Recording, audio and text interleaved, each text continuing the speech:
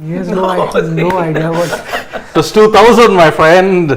I was just born or was about to be born. I know. You missed the classic. But what has that got to do? There's so many films that I've seen before I was born.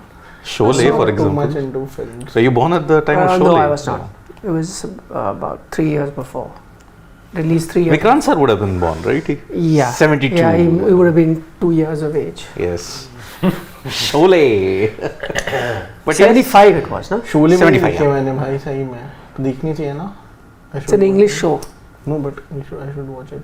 Yeah. So ask him that. No, I thought then. You got swayed away by Bollywood so much that you started asking in Hindi on an English show. No, I mean, Well done. I didn't know that. Yeah. He announced it loud and clear that you are live.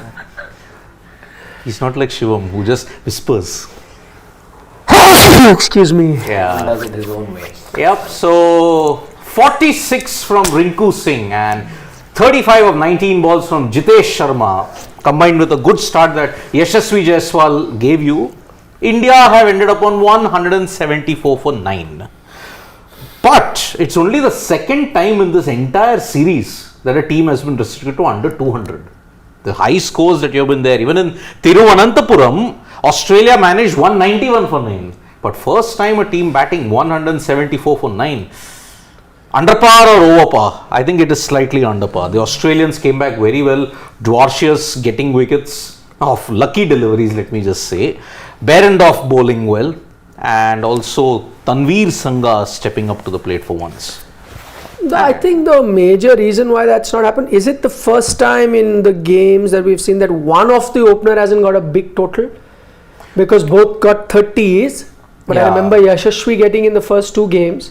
You can say Vizag, Rituraj went for a diamond dug, Yashasvi went for 21 of 9. Yeah, so second game as such. Yeah. Yeah, but I think the other reason that may have contributed is then the top 4 not getting a big total, and I think that's happened for the first time in the series. Yes. Because in some game or the other, either Ishan was batting there, he was getting runs, or Jaiswal was getting, or Ruturaj went and got 100. Yeah. First time, you know, while many will argue that 37, 32 that the openers have got is pretty decent in a T20 game, especially, you know, at a 100 plus strike rate, but still your top 4 not getting a big individual score has probably contributed. Today actually a lower order stepped up. Yeah. But I kind of agree that while on the face of it this looks a below par total, but I guess it wasn't also easy to bat on, because for someone as aggressive as a Jaiswal and Gaikwad to that extent, both just getting slightly over 100 strike rate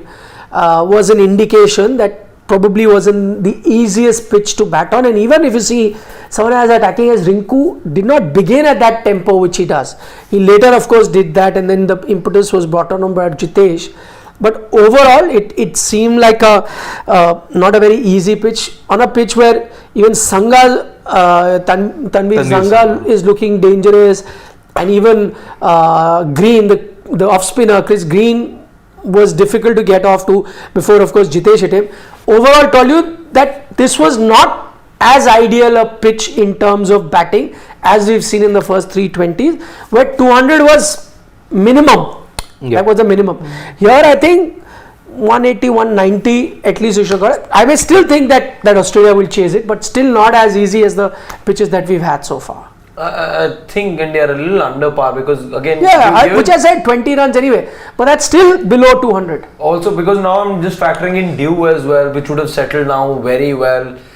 It's going to be difficult. Yes, Sangha got you wickets over here, but for the Indian spinners it may not be as easy to grip the ball now. And of whatever I could read off the surface, it looked like a good surface, true surface, good surface. It's a hard deck, new wicket. Not too sure if conditions would have changed a lot. It is going to change for the worse for India. Definitely will change. That's why both captains, when they went on the toss, wanted to change. Definitely going to change for the worse, which is why I thought that maybe 190s would have been okay. You wouldn't have said 190 is okay in the first 3 matches. Because there even 220 was, you know, sometime chaseable. But here I think this is a easy-ish sort of a total. The only thing that India would be hopeful of is the fact that it's quite a different looking Australian team. Had this team still had your Maxwells and Stoinis and everyone else in that team then maybe it would have been different. But I think that the 5 changes that they've made, just take a look at their batting order once, if we can just quickly look at their batting order. So they're going to have Josh Philippe and then Travis Head. Travis Head. Exactly.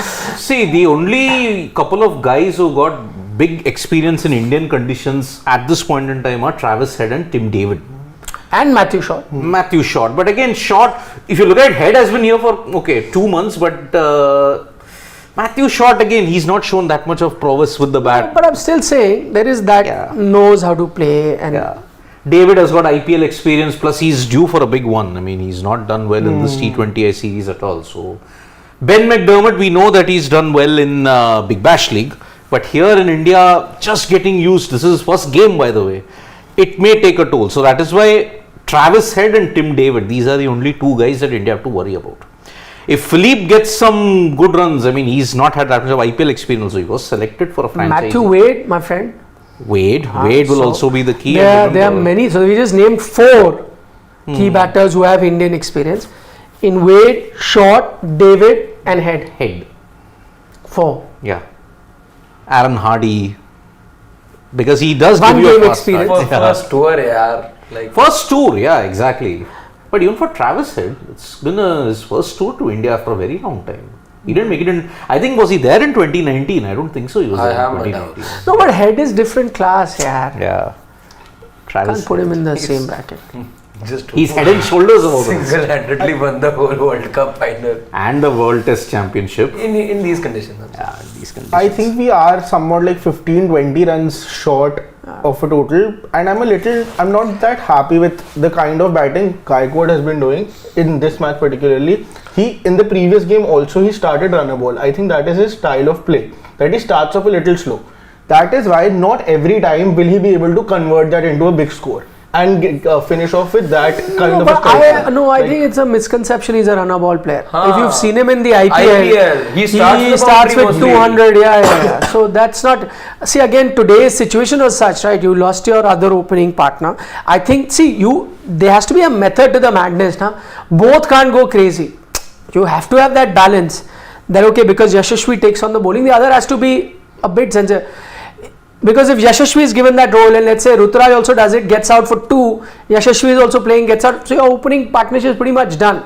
I think they have this kind of understanding that if one is going, the other plays natural game attacking, but as soon as the need be, but then I think after that came Shreyas, who again is an attacking batter, came Surya Kumar, so I mean it's just the way batting order, but that's to say that Ruturaj is a runner ball player, no, not quite.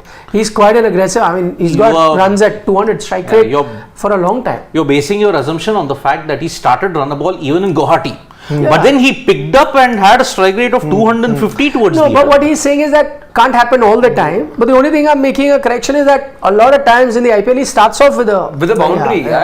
He's a very high strike rate. Yeah. Because remember, in CSK, Ruturaj is an attacking guy. Conway is an accumulator. Role. Exactly. This is the role that he's given here, na? But don't you think the way the teams have been playing T20I cricket in general, do you really think that you need an accumulator all the time there if you have lost 2-3 wickets? No, not accumulator, but I'm just saying if he was a out and out accumulator, which he's not, as he just pointed out, last game he got you 200 run strike rate, right? Whichever way he got it. Now the thing is that if today your order collapsed, it would have been much worse, where you wouldn't have, and also you don't bat that deep unlike most other teams. So you have to get the job done in the 7 wickets. So while it's a shortened game, 20 over game, but there still has to be some sort of logic or a game plan going in. How can you just have like, okay, everyone close your eyes, go. Can't happen. Because then you will also be all out for 74 on certain games. Yeah, you can't be those days of Jai Surya and Kalu Vitrana are gone, my friend, where both would attack. Yeah, but then that also, then gears would change, right? Yes. Aravinda would play in a certain way, Arjuna, they had Guru Singha at that time. So all of them had different. But here you got attackers, like Shreyas is going to do that, Sky is going to do that. If everyone's going to do, then they won't be. And as I said, I don't think that the first thing that we're mistaking is classifying Ruturaj as an accumulator. He's not. It's just that in this batting lineup, he's been told to do it in a way. Yep. As he said, in CSK he'll not do that because he's been told to play differently. Exactly. And look at Avesh's fielding. Just for fielding alone, I would not want to keep him in the team. They say, na, don't use the leg. Yeah. See, Avesh, see, he lost his death bowling mojo anyways about a couple of years ago. So. No, last game is not that bad. But no. Everyone was getting torn. There, if you, he did nail your He Yorkers. started well, but he again, death bowling I is a agree. concern. I agree. No, I'm saying like the last game was like a belter, right? Yeah. Where 220 is chased. So all I'm judging is not just, again, we're going to judge the bowler by how many runs he's leaked. No, I'm going to judge him as he had lost his Yorker. At least he was nailing those Yorkers. I'm judging him by that. You know, a lot of those Yorkers will go for 4. Yep. Today I think that Parendorf on certain occasion bowled really well. But then the one, like there's one I remember, Rinku had no clue, like where is he playing, had no clue of the beauty of the ball, went for 4. Yeah. But I'm going to judge Parendorf for, did he nail those Yorkers? Yeah, he did. He did. So I thought Avesh, after those poor performances, was nailing it. Deepak Chahar. He's getting the whole swing. What a surprise. No surprises, my man. Deepak Just want to see Chahar. Deepak Chahar. Will he just be again limited to the power play? Like MS Dhoni, he likes using him, or will you see him bowl at the death? Something that he struggled with last that he used to play for India. Yeah. Let's see. Let's see. Let's see. You need proper utilization of Deepak Chahar. Remember, you had Deepak Chahar and Shardul Thakur in 2021 for CSK. Both would leak runs. Deepak would at least get you wickets. Shardul towards the end would get you wickets. What would leak runs? CSK can do anything. They won the IPL with retired players also, so I do not count that as a... That's the brilliance of MS Dhoni. Exactly, my friend. that's why. Thala Dhoni. So, India defending it? No. Everyone saying no. Then for the heck of it, I'll say they will. Somebody has to. No, but I really like the way Jitesh Sharma played because proper cricketing shots and he cleared the fence. Very nicely. Pretty nice. He also got lucky to start with. Yeah. Got an off spinner. I mean, I think they got the off spinner to get Rinku out, but Jitesh made merry, and it helps, you know, to get those first few boundaries of an off spinner. After that, you know, he got again against the fast bowler, got a 4 extra cover area.